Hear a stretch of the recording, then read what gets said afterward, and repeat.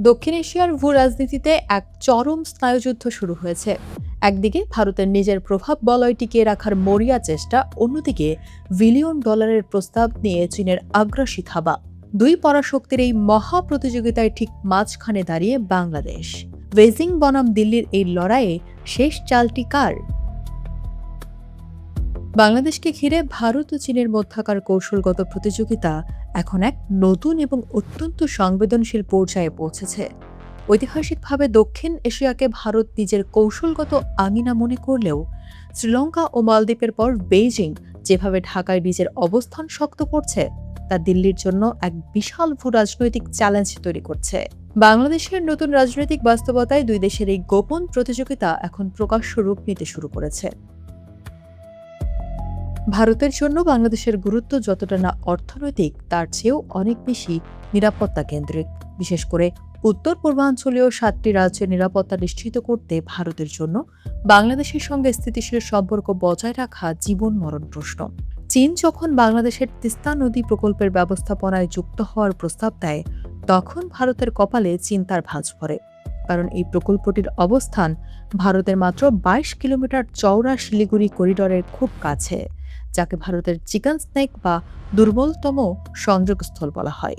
1962 সালের যুদ্ধে শোচনীয় পরাজয়ের ইতিহাস মনে রেখে ভারত কোনোভাবেই তার এই সংবেদনশীল সীমান্তের কাছে চীনের উপস্থিতি সহ্য করতে পারছে না। ভারত যখন নিরাপত্তার চশমা দিয়ে বাংলাদেশকে দেখছে, চীন তখন খেলছে অর্থনৈতিক কার্ড। বেজিং তাদের ইউনান প্রদেশ থেকে শুরু করে মিয়ানমার হয়ে বাংলাদেশ পর্যন্ত একটি নতুন অর্থনৈতিক করিডোর গড়ার পরিকল্পনার প্রস্তাব করেছে।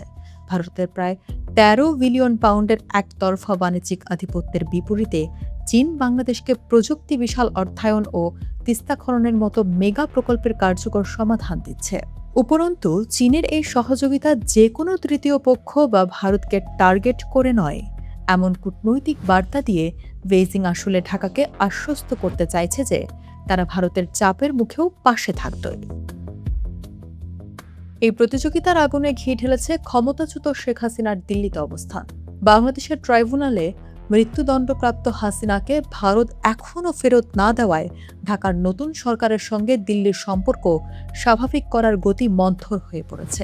বিশ্লেষকদের মতে, যতদিন শেখ হাসিনা ভারতে থাকবেন, ততদিন দুই দেশের সর্বোচ্চ রাজনৈতিক দূরত্ব কমবে না। আর ঠিক এই সুযোগটিকেই কাজে লাগাচ্ছে বেইজিং। ভারত যখন উচ্চ পর্যায়ের সফর এড়িয়ে প্রোটোকল কূটনীতিতে আটকে আছে, চীন তখন সরাসরি প্রধানমন্ত্রী তারেক রহমানকে বেইজিংয়ের লাল গালিচা সংবর্ধনা দিয়ে নিজেদের দিকে টানার চাল চেলেছে।